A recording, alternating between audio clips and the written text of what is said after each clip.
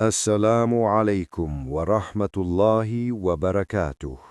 Welcome back to the channel. Today we are stepping into a topic that is incredibly close to my heart, and I know to yours as well.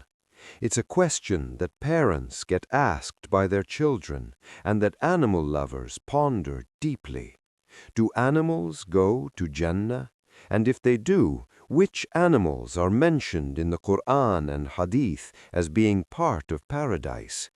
We often see animals as companions in this dunya. They bring us joy, they help us, and they are creations of Allah subhanahu wa ta'ala just like us. In Islam, we are taught that all living things have a spiritual dimension. So Bismillah, and let's begin to explore the Islamic answer to this beautiful question. Before we name specific animals, we need to understand the Islamic perspective on all animals. In Islam, animals are not things, they are beings that glorify Allah. The Qur'an says in Surah Al-Ithra 17:44. This verse is profound. It says, "There is not a thing." This includes every insect, every mammal, every bird. They are constantly in a state of worship, praising their Creator in a language we cannot comprehend. Now, unlike humans, animals are not required to follow Sharia law.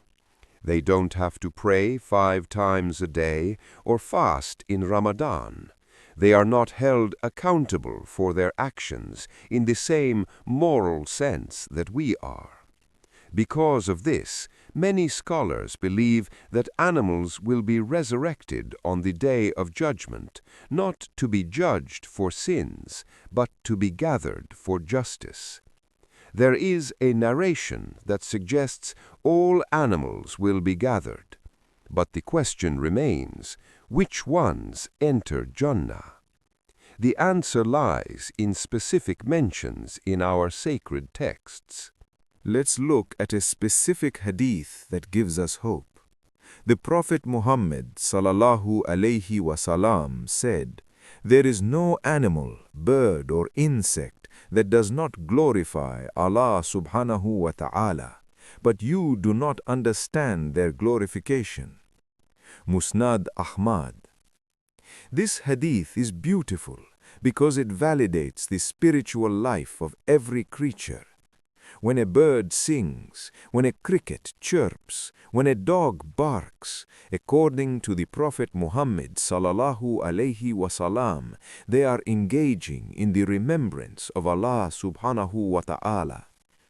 This doesn't automatically grant every single animal a ticket to Jannah in the way humans hope for salvation, but it establishes their worth. It tells us that Allah subhanahu wa ta'ala hears them and knows them. Now, let's look at the specific animals that are explicitly mentioned in the Qur'an and Hadith as being associated with paradise or special status. First, the horse. In Surah Al-Adiyat, the courser, Allah subhanahu wa ta'ala swears by the horses that run panting. The Prophet Muhammad sallallahu alayhi wasallam loved horses, and they are a symbol of speed and strength. While not every horse is explicitly named to enter Jannah, the concept of the swift steeds in the Qur'an associates them with divine praise. Furthermore, in Jannah, believers will be given mounts and rides. Next, we have a very famous animal, the dog of the people of the cave, Ashab al-Kahf. This story is found in Surah Al-Kahf. A group of young believers fled persecution and slept in a cave for 309 years. The Qur'an mentions that their dog was with them, watching the entrance. The dog was not just a pet, he was a guardian. Scholars like Imam al-Qurtubi mentioned that this dog is one of the animals that will enter Jannah because of his loyalty and his connection to these righteous believers. Then we have the bird, specifically the hoopoe, hudhud. In Surah An-Naml, Prophet Solomon, Suleiman, had an army of birds, and the hoopoe was his messenger. The Qur'an describes this bird as having insight and intelligence. It brought news to Suleiman. While the text doesn't explicitly say this bird went to Jannah, the way Allah subhanahu wa ta'ala elevates this bird in the Qur'an suggests it is among the honored creatures. Now let's talk about an animal that is undeniably destined for Jannah, al-Buraq. This is the animal that carried the Prophet Muhammad sallallahu alayhi wasallam during the Isra and Miraj, the night journey from Mecca to Jerusalem and up through the heavens. Al-Buraq is described as a white animal, smaller than a mule, but larger than a donkey. It is a creature of light. It is said that its stride was as far as the eye could see. Because it carried the Prophet on one of the most miraculous journeys in Islamic history, and because it is a creature of the heavens, it is certainly among the animals of Jannah. It represents the connection between the earthly realm and the divine realm. It is a bridge made of light. Let's zoom in on something very small, the ant. In Surah An-Naml, Allah subhanahu wa ta'ala tells us that an ant spoke, saying, "O ants, enter your dwellings, so that you are not crushed by Solomon and his soldiers." This is a miracle of Solomon's prophethood. But why does this matter for Jannah? The Prophet Muhammad sallallahu alayhi wasallam told us a story about an ant that bit a prophet, and the prophet ordered the colony to be burned. Then Allah subhanahu wa ta'ala rebuked him, asking, "Because one ant bit you, you burned a whole community that praises me?" This story highlights the sanctity of animal life.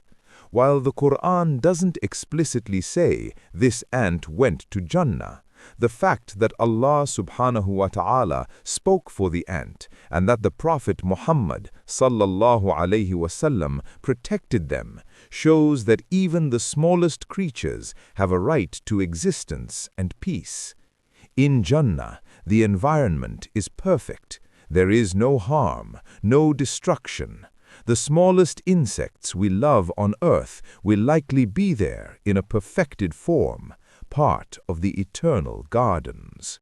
Finally, let's look at what the Qur'an says about animals in Jannah. In Surah Al-Waqiyah, Allah subhanahu wa ta'ala describes the rewards of the righteous, and meat of fowl as desired. This indicates that birds will be present in Jannah, but they will be of a pure, heavenly nature. The Qur'an also describes cows in paradise as being fat, plump, and well-fed. In this world, animals face slaughter, disease, and fear. But in Jannah, animals are immortalized. They are companions of the believers, grazing in peace, never to be harmed or killed. They are part of the eternal bliss. Imagine the peace of Jannah. No fear, no pain, only tranquility. The animals there will reflect that perfection. So, to summarize, we know for certain that the Buraq is in Jannah. We have strong indications for the dog of the cave, the horse, the hudhud, and the ant. And ultimately, we believe that animals are part of Allah's mercy and creation, and they will be gathered and treated with justice on the Day of Judgment. While we look forward to seeing these animals in Jannah, the best way to honor them is here in this dunya. The Prophet Muhammad sallallahu alaihi wasallam taught us kindness to animals. He said, "Whoever is kind to creatures, Allah is kind to him." So treat the animals around you with mercy, for they are also part of Allah's creation. Shukran for watching. If you found this video comforting or informative, please like, share, and subscribe. Let me know in the comments, which animal would you love to see in Jannah? May Allah subhanahu wa ta'ala grant us all Jannah and allow us to be with our loved ones, including our beloved animals. Assalamu alaikum wa rahmatullahi wa barakatuh. Until we meet again.